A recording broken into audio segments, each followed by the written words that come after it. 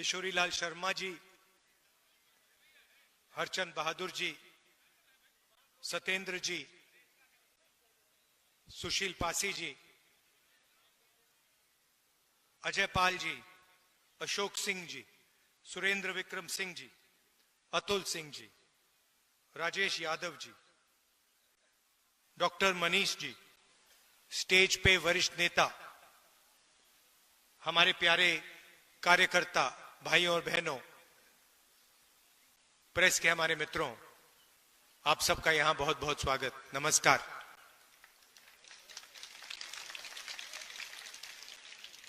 ये प्रेस वाले आपके सामने खड़े हो गए, मगर हमारी बात नहीं बोलते ये लोग, है ना? कहना पड़ता है कि हमारे मित्र हैं, मगर सचमुच में हमारे नहीं है, मोदी जी के मित्र हैं, अदानी अंबानी के मित्र हैं। क्योंकि जो जनता की बातें होती हैं तो लिखते नहीं है, दिखाते नहीं है। आपने कभी देखा है टीवी पे किसान की बात होए, मजदूर की बात होते हुए टीवी पे देखा आपने कभी? महंगाई के बारे में सुना? कभी नहीं। मगर अदानी अंबानी जी की शादी दिखाएंगे, डांस गाना होगा वहां पे, 10-15 करोड़ की घड़ी होगी, वो सब दिखाएंगे। मगर इनका काम सरकार पर दबाव डालने का होता है। इनका असली जो काम होता है, अगर सरकार कुछ गलत काम कर रही है तो ये रखवाले होते हैं। मगर आजकल ये काम नहीं कर रहे हैं अपना। तो सबसे पहले मैं आपका स्वागत करना चाहता हूं। आप यहां आए, हमारी बात सुनने आए, दिल से आपका धन्यवाद करना चाहता हूं। 1857 की जो क्रांति थी, उसमें राणा बेनी माधव जी का जो रोल था और बीरा पासी जी का जो रोल था, उसको आज हम याद करते हैं।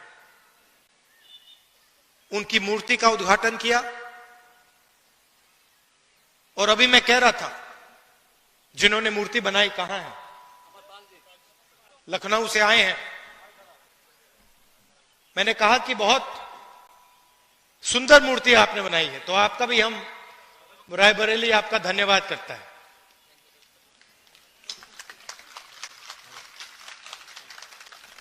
बैठिए।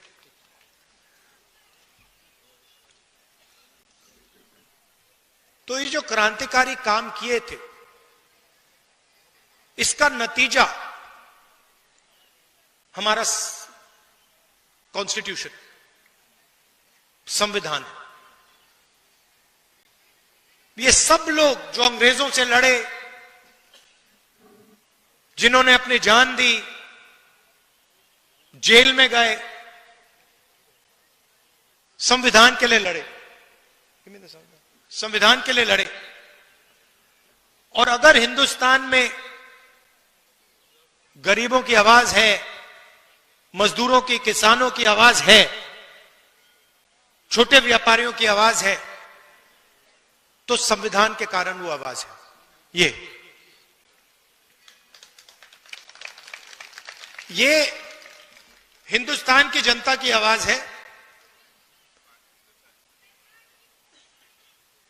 गांधी जी, अंबेडकर जी,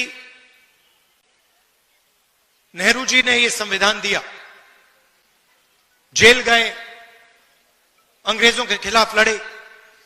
उससे पहले माधव सिंह जी लड़े, बीरा पासी जी लड़े, मगर सारे के सारे इसके लिए लड़ रहे थे। और आज जो लोग हमारी सरकार में बैठे हैं, वही इसका आक्रमण कर रहे हैं। मैंने मीडिया की बात उठाई। राजनीतिक पार्टियों की जिम्मेदारी संविधान को बचाने की होती है, मगर मीडिया की भी जिम्मेदारी संविधान को बचाने की है, संविधान की रक्षा करने की है। मगर ये जो है, ये आजकल संविधान की रक्षा नहीं कर रहे हैं, ये हमारी मदद नहीं कर रहे हैं। इसलिए मैंने शुरुआत में इनके बारे में बोला। आपको ये बातें मालूम होनी चाहिए, आप तो जानते हो, जानते हो ना ये बात कि मीडिया आजकल हिंदुस्तान में क्या कर रहा है। किसका? अदानी का काम। देश बिक रहा है, एयरपोर्ट्स, पोर्ट्स, इंफ्रास्ट्रक्चर, कोल, रेलवे, सारा का सारा बिक रहा है। कांग्रेस पार्टी लड़ रही है, मैं लोकसभा में लड़ रहा हूं, सड़कों पे लड़ रहा हूं, कांग्रेस पार्टी लड़ रही है, मगर मीडिया वाले हमारी मदद नहीं कर रहे हैं। कोई प्रॉब्लम नहीं है, हम लड़के जीत के दिखाएंगे आपको। देखिए, दो तीन चीजें आपसे मैं कहना चाहता हूं, दो तीन चीजें मैं आपसे कहना चाहता हूं। कन्याकुमारी से कश्मीर तक कांग्रेस पार्टी के लाखों लोग चले। यात्रा में हमने एक नारा दिया, नफरत के बाजार में मोहब्बत की दुकान खोलनी है।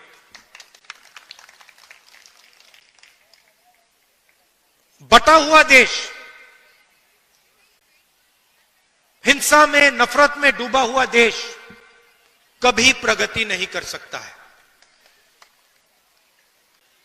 किसी परिवार में लड़ाई हो जाती है, दो भाइयों के बीच में लड़ाई हो जाती है, परिवार नष्ट हो जाता है। आप सोचिए, अगर देश के बीच में लड़ाई हो जाए तो कैसे प्रगति हो सकती है। इसीलिए हमने भारत छोड़ो यात्रा की, कन्याकुमारी से कश्मीर, समुद्र से लेकर पहाड़ों तक 4000 किलोमीटर हम चले। और देश में हमने, कांग्रेस पार्टी ने, हम सब ने मिलकर मैसेज दिया कि यह देश भाईचारे का देश है, मोहब्बत का देश है, नफरत का देश कभी नहीं हो सकता। तो पहली बात आपको मैं ये कहना चाहता हूं, ये बीजेपी के लोग और खास तौर से जो हमारे यहां युवा हैं, मैंने देखा एनसीसी के यहां लड़के लड़कियां हैं, जब भी कोई हिंदुस्तान को बांटने का काम करता है, एक धर्म को दूसरे धर्म से लड़ाता है, एक भाषा को दूसरी भाषा से लड़ाता है, एक जात को दूसरी जात से लड़ाता है, आपको रोकना पड़ेगा। आप इस बात को एक्सेप्ट नहीं कीजिए कि इस देश में नफरत होगी। यह मोहब्बत का देश रहा है और यह मोहब्बत का देश रहेगा।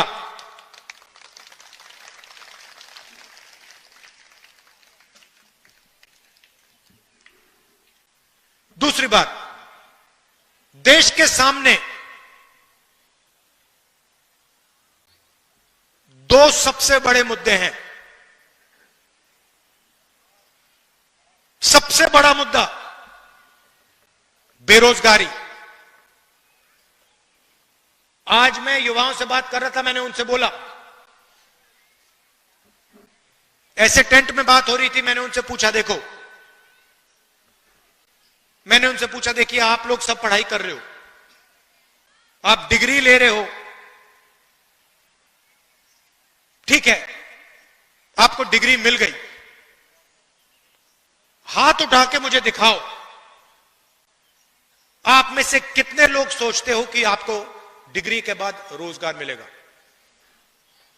100 बच्चे थे, आपको मालूम है कितने युवाओं ने हाथ उठाया? एक ने। 100 में से एक लड़के ने हाथ उठाया, बाकी ने हाथ नहीं उठाया। 100 में से सिर्फ एक युवा सोचता है कि उसको रोजगार मिलेगा। और जब मैंने उससे पूछा तो उसने कहा, मैं कहीं ना कहीं रोजगार ढूंढ के निकालूंगा। मगर 99% युवाओं ने बात एक्सेप्ट की कि आज के उत्तर प्रदेश में, आज के हिंदुस्तान में उनको रोजगार नहीं मिलेगा। दूसरा मुद्दा महंगाई। दो हिंदुस्तान बन रहे हैं, एक अरबपतियों का, 20-25 लोग हैं, अदानी, अंबानी, लाखों करोड़ रुपए जो भी उनको चाहिए उनको मिल जाता है। कोरोना के समय 1 लाख करोड़ रुपए का बैंक लोन माफ हुआ उनका, 16 लाख करोड़ रुपए उनके बैंक लोन माफ हुए हैं।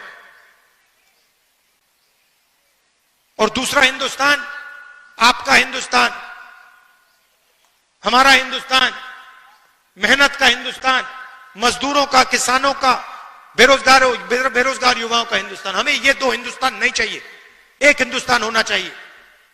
अगर वो सपना देख सकते हैं तो आपको भी सपना देखना चाहिए। ये नहीं कि अंबानी का बेटा, अदानी का बेटा जो भी सपना देखना चाहता है देखता है, और किसान का बेटा प्राइवेट यूनिवर्सिटी में मेहनत करने के बाद, लाखों रुपए देने के बाद रोजगार नहीं पा सकता। ऐसा हिंदुस्तान हमें नहीं चाहिए। यहां हम कैसे पहुंचे? नरेंद्र मोदी जी ने नोटबंदी करके, गलत जीएसटी लागू करके छोटे व्यापारियों को, स्मॉल मीडियम बिजनेस वालों को खत्म कर दिया है।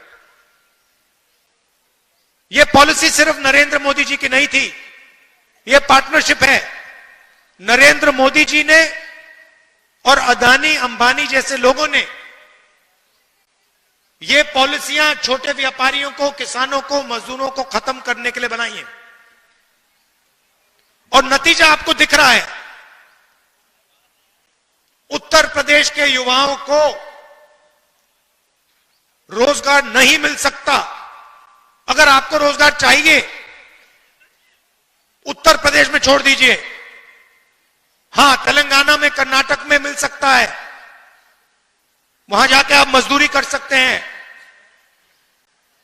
मगर उत्तर प्रदेश में आपकी सरकार आपको रोजगार नहीं दे सकती है। और यह सच्चाई है, इस बात को एक्सेप्ट करना ही पड़ेगा। तो यह लड़ाई है। एक तरफ कहते हैं 400 पार, 400 पार के बाद हम संविधान बदल देंगे। हमने कहा हम देखेंगे कैसे संविधान बदलोगे तुम लोग। चुनाव के बाद मोदी जी ने संविधान यहां लगा दिया था।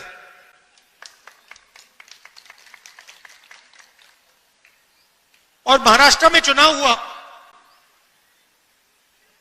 आप परिवार के लोगों तो बताना चाहता हूं आपको,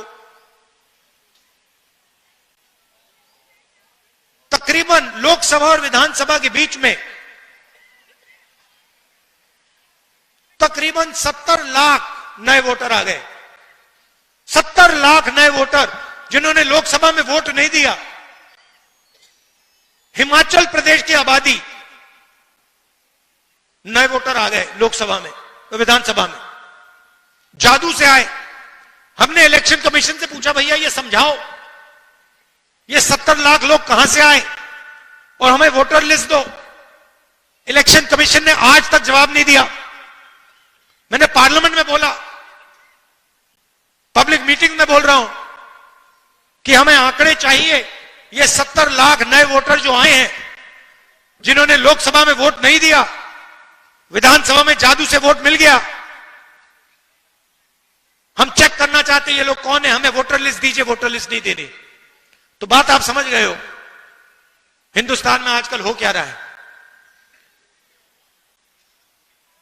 ये राजनीति चल रही है, मगर हम किसी से डरते नहीं है।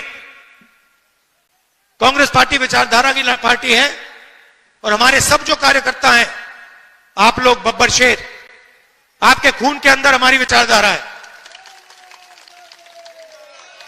आपके खून के अंदर हमारी विचारधारा है और आप इस विचारधारा को लेकर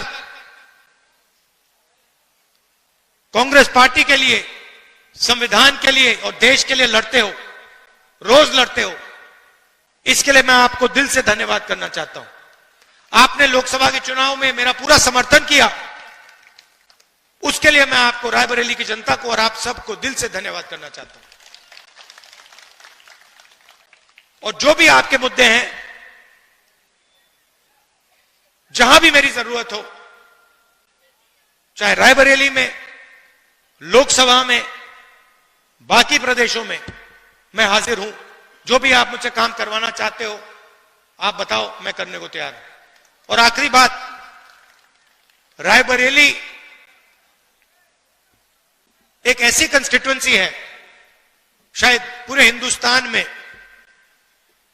जिसके 2 सांसद हैं, एक मैं हूं और एक प्रियंका है। तो कभी कभी उसको भी यहां बुला लिया करो। वो मुझे वायनाड बुलाती है, मैं जाता हूं। रायबरेली के भी वो सांसद हैं, उसको भी यहां बुलाया करो आप। बिल्कुल। और आप सबको बहुत बहुत धन्यवाद। और मेरा प्यार राजनीतिक रिश्ता नहीं है, पारिवारिक रिश्ता है हमारा। दिल से आपका धन्यवाद करता हूं। नमस्कार, जय हिंद। बहुत बहुत धन्यवाद आदरणीय जनप्रिय सांसद माननीय राहुल गांधी जी। भारत मां के बलिदानी बेटों से जिनको प्यार नहीं होगा, भारत मां के बलिदानी बेटों से जिनको प्यार नहीं होगा, उन्हें तिरंगे को लहराने का अधिकार नहीं होगा, उन्हें तिरंगे को लहराने का अधिकार नहीं होगा। माननीय मुख्य अतिथि महोदय के घर में आपके पिताजी ने शहादत दी है, गांधी परिवार ने शहादत दी है, और उस खून के रिश्ते का निर्वहन आज तक माननीय मुख्य अतिथि महोदय कर रहे हैं। एक बार जोर से ले, राहुल गांधी, राहुल गांधी। समिति के अध्यक्ष आदरणीय हरचंद बहादुर सिंह जी से मेरा आग्रह कि हमारी स्मृतियां चिर स्मृतियों में माननीय मुख्य अतिथि महोदय सम्मिलित किए रहें, इसलिए स्मृति चिन्ह भेंट कर माननीय मुख्य अतिथि महोदय को स्मृति चिन्ह भेंट करने की कृपा करें। राणा बेनी माधव की प्रतिमा साथ में। अनुज जी से मेरा आग्रह, धीरज जी से मेरा आग्रह, धीरज जी से मेरा आग्रह, राम अकबाल सिंह जी से मेरा आग्रह, अमरपाल सिंह जी से मेरा आग्रह। विशाल काय प्रतिमा से लेकर मुख्य अतिथि के करकमलों तक प्रतिमा जो पहुंचाई जा रही है वो आपकी अद्भुत कला का ही प्रदर्शन है, दिग्दर्शन है। माननीय मुख्य अतिथि महोदय ने एक कला का सम्मान किया है, एक कलाकार का सम्मान किया है। निश्चित रूप से अमरपाल की कला अद्भुत है। राणा साहब की चिर स्मृतियों को अपने में सजोने का